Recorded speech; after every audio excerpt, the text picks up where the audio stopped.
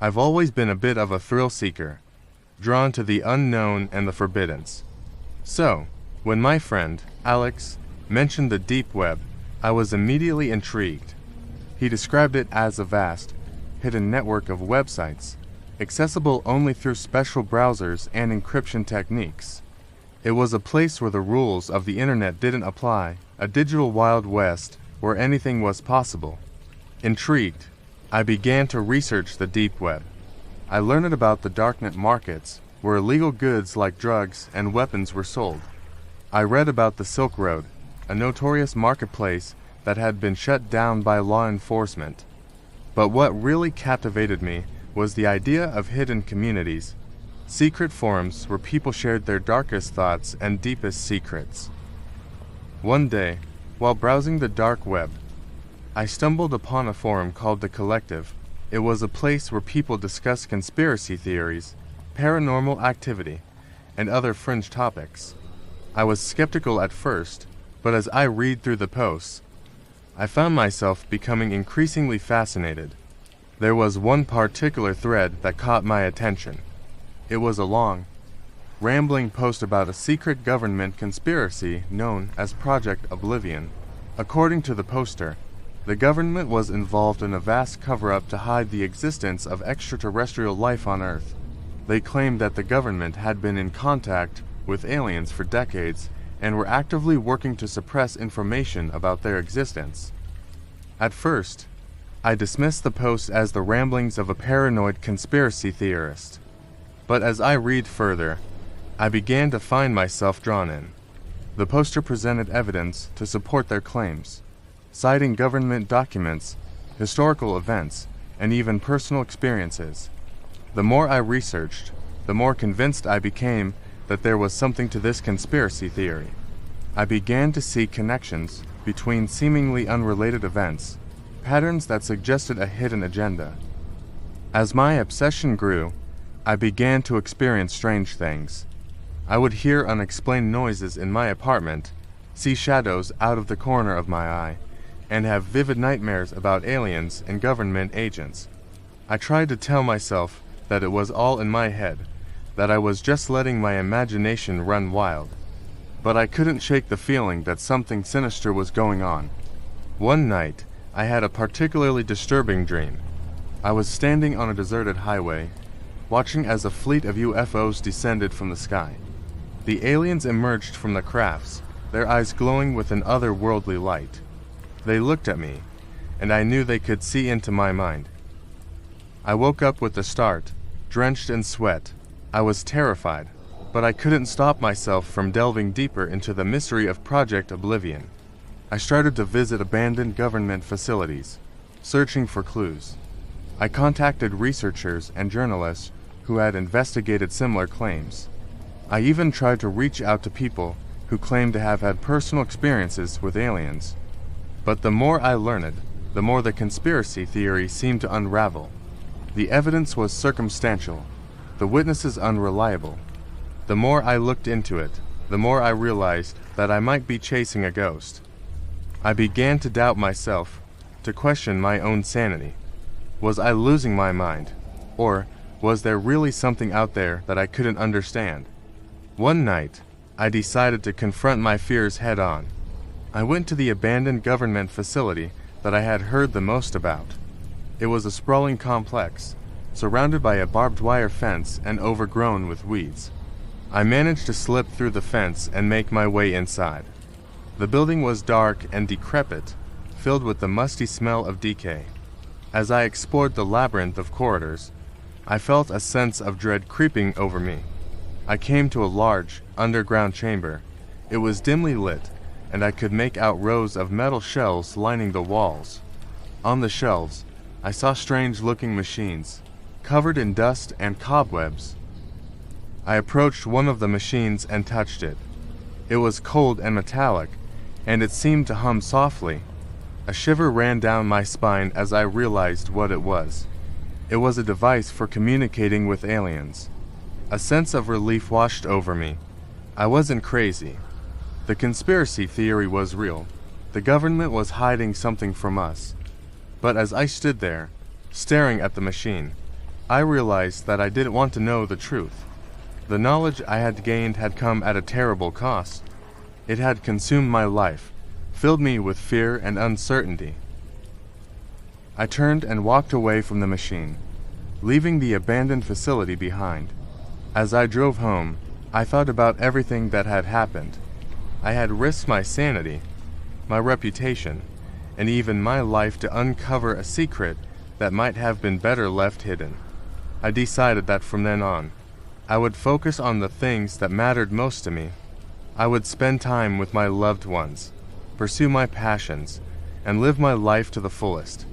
As for the deep web, I vowed never to return. It was a dangerous place, full of secrets and lies. And while I was curious about the unknown, I realized that some things were better left unexplored.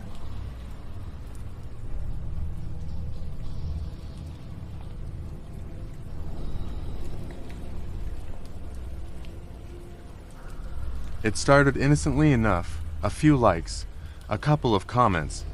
Nothing out of the ordinary for a regular social media user like me. But then it escalated. The messages became more frequent, more personal. At first, I thought it was just a particularly enthusiastic fan. But as the days turned into weeks, it became clear that something was off. I'd post a photo of my new coffee mug, and within minutes, I'd have a message from a stranger asking where I got it. I'd share a tweet about a concert I was attending, and I'd get a reply saying they were there too. But I didn't see them. It was unsettling, to say the least. I tried to ignore it, to brush it off as harmless online trolling. But the messages kept coming, and they were getting more and more intense. They knew where I worked, where I lived, even the names of my family members. It was like they were watching my every move. One day, I got a message that sent chills down my spine. "I know where you'll be tonight," it said. "I'll be watching." Panic set in. I immediately checked my social media accounts, deleting anything that could give away my location. But it was too late. I could feel their eyes on me, their presence looming over me. That night, I couldn't sleep. I kept tossing and turning, convinced that someone was watching me through the window. I tried to convince myself that it was just paranoia, but the fear was real. The next day, I went to the police. I explained the situation to them, showed them the messages I had received. They listened patiently, but they seemed unconvinced. They told me it was likely just a prank, a harmless joke. I didn't believe them. I knew that this was no joke. Someone was stalking me, and they were getting closer. I started to take precautions. I changed my passwords, limited my social media activity, and even considered moving. But no matter what I did, the messages kept coming. One night, as I was walking home from work, I felt a presence behind me. I turned around, but there was no one there. Just a cold, empty street. Then I heard it. A faint whisper, like a breath on my neck. "I'm always watching." Terror gripped me. I started to run, but it was no use. They were faster than me. I could feel their icy fingers closing around my wrist. I screamed, but no one could hear me. The darkness swallowed me whole, and I knew that I was in grave danger. As the darkness enveloped me, I felt a cold, metallic object pressed against my neck. Panic surged through me, but I refused to give in. I struggled, I fought, but it was no use. Their grip was too strong. Just as I was about to lose consciousness, I heard a familiar voice. "Let her go." A figure emerged from the shadows, a silhouette against the dim street lights. It was my neighbor, Mr. Thompson. He had seen me running and followed me. The stalker hesitated, their grip loosening. Mr. Thompson took advantage of the moment, lunging forward and knocking the stalker to the ground. I stumbled backward, my legs shaking. I was safe, for now. As the police arrived, I thanked Mr. Thompson for saving my life. He just smiled and said, "It's the least I could do." We all look out for each other in this neighborhood. In the days that followed, I took steps to protect myself. I limited my social media activity, changed my phone number, and was extra cautious about my personal information. I also made sure to let my friends and family know what had happened. The stalker was never caught, but I knew that I was no longer alone. I had the support of my loved ones, and I was determined to move on. The ordeal had shaken me to my core, but it had also taught me the importance of being vigilant and protecting myself online.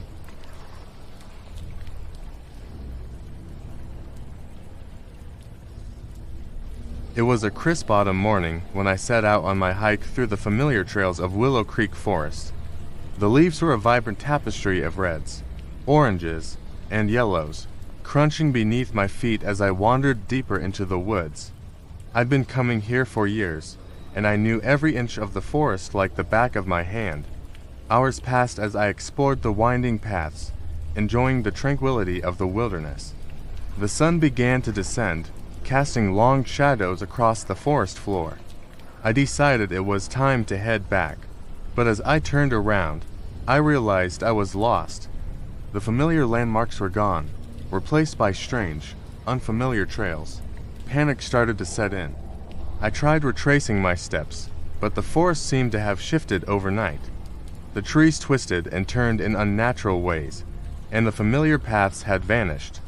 I was disoriented and alone, with the sun beginning to set.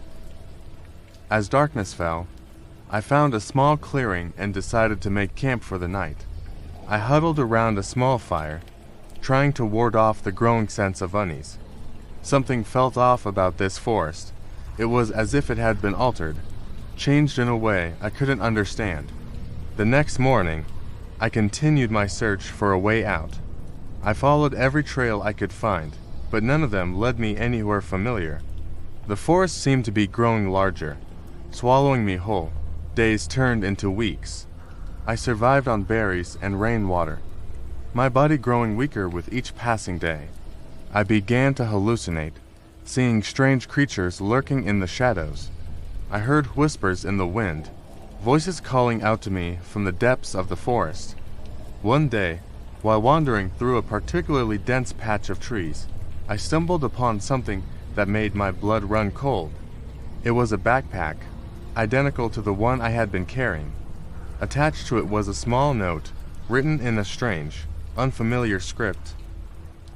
The note read, "You are not welcome here." A chill ran down my spine. I knew then that I was trapped, a prisoner in this strange, otherworldly forest. The forest had changed, and it was never going to let me go. Desperate, I began to scream, hoping that someone would hear me. But there was no sound but the rustling of leaves and the distant hoot of an owl. I was alone, lost in a world that was not my own. As the days turned into weeks, I began to accept my fate.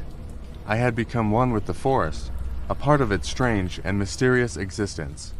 I no longer feared the darkness, the creatures that lurked in the shadows. I had found a strange kind of peace in this alien world. And so, I continued to wander through the vanishing forest, a silent witness to its secrets. My story became a legend, a tale of a man who disappeared into the wilderness, never to be seen again. They say that sometimes, on a quiet night, you can hear a faint whisper echoing through the trees, a haunting reminder of the man who vanished into the vanishing forest.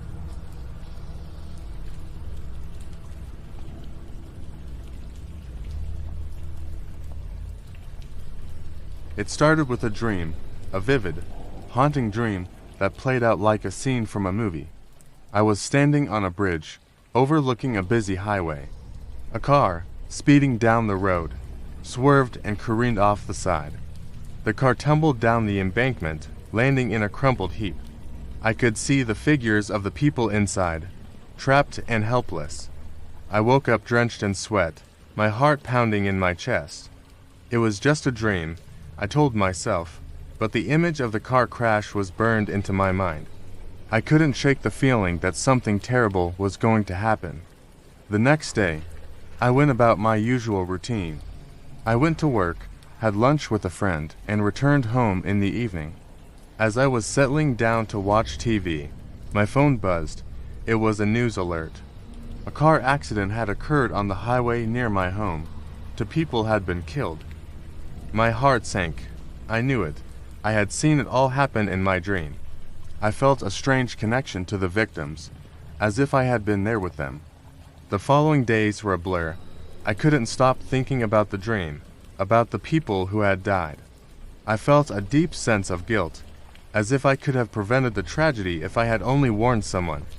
I decided to investigate the accident further. I read the news reports, watched the videos, and even visited the scene of the crash. The more I learned, the more convinced I became that my dream had been a premonition. The details were too specific, too accurate. I had seen the exact model of the car, the color of the driver's shirt, even the way the car had tumbled down the embankment. It was as if I had been there, watching it all unfold. I began to question my own sanity. Was I losing my mind? Was this just a strange coincidence? Or was there something more sinister at play? The more I thought about it, the more I realized that I wasn't the only one who had experienced premonitions. There were countless stories of people who had predicted future events, of people who seemed to have a connection to the unseen. Perhaps, I thought, I was one of them. Perhaps I had been chosen to witness the future, to bear the burden of knowledge that most people would never know. The thought was both terrifying and exhilarating. It gave me a sense of purpose, a feeling that I was meant for something greater. But it also filled me with a deep sense of unease. What if I was wrong? What if my dreams were just the product of a fertile imagination? As the days turned into weeks, I continued to have premonitions. Some were small and insignificant, others were more serious. But each one seemed to be a glimpse into the future, a warning of things to come. I began to document my dreams, keeping a detailed journal of every premonition I had. I hoped that one day I would be able to understand the meaning behind them, to find a way to use my gift to help others. But for now, I was content to simply observe, to witness the unfolding of events and marvel at the strange and mysterious ways of the universe. And as for the future, I knew that it held both promise and peril, but I was ready to face whatever came my way.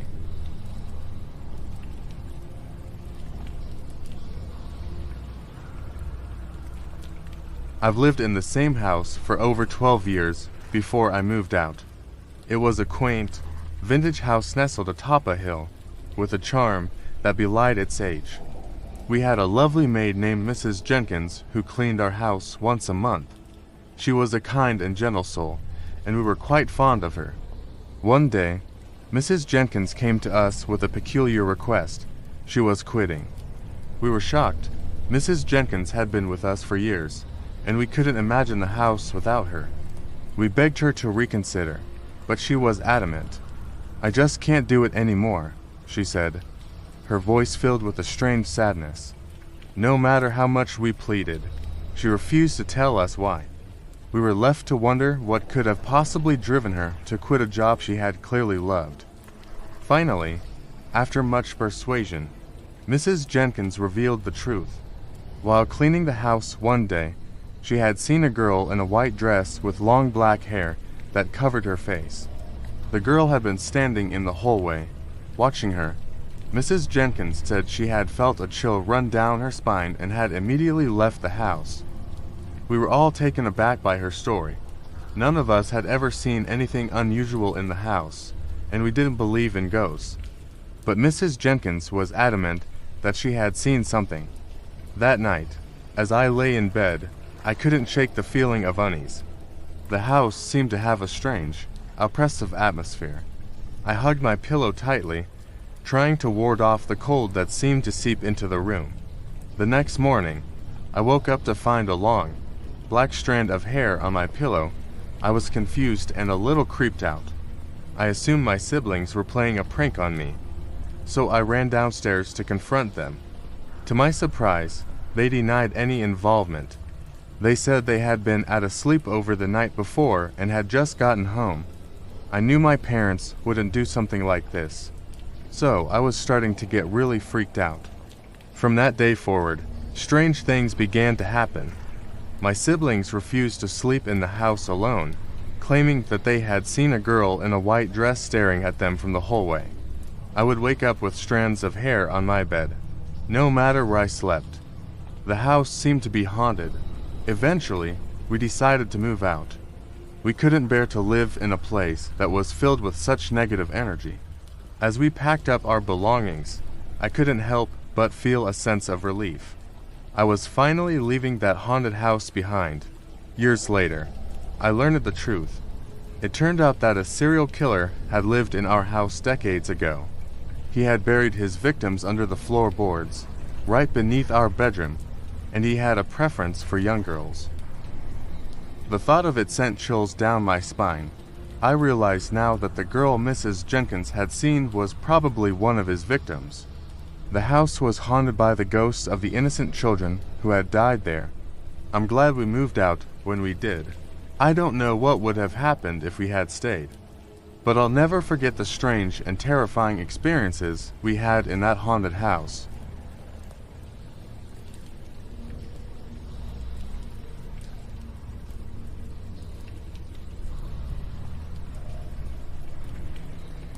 I was pretty young, maybe around 12 or 13, but I still believed in spiritual things like ghosts. So, when this happened, it really shook me to the core. We were traveling as a family and found this old-fashioned hotel that seemed perfect for our stay. It had that classic, vintage charm with creaking floorboards and antique furnishings.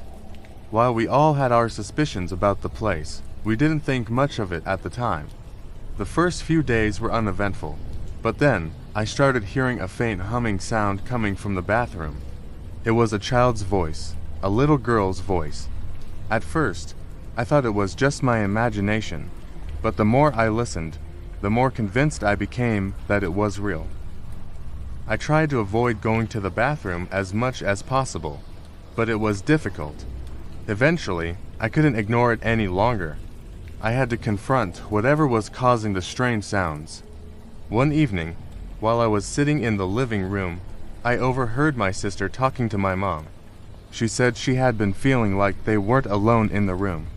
My stomach churned. I knew exactly what she was talking about. I had been feeling the same way, even though I slept in the middle of the bed. Between my sister and mom, I felt like there was someone else there, someone cold and unsettling. The laundry room was another place where I felt an eerie presence. I couldn't shake the feeling that something was watching me, something unseen and sinister. Despite these experiences, we never complained to the hotel staff. For some reason, we felt like it was best to keep it to ourselves. Maybe we were afraid of what they might say or do. Looking back, I can still picture the little girl I imagined. She had a sweet, innocent face, with big, blue eyes and a long, flowing dress, but there was something off about her. Her hair was a dark, inky black, and it hung down over her face, obscuring her features. Her skin was pale and translucent, and I could almost see the outline of her ribs beneath her dress. I don't know if I truly believe in ghosts, but I can't deny that something strange happened in that old hotel. The experiences I had there have stayed with me, a haunting reminder of the unknown forces that may exist beyond our understanding.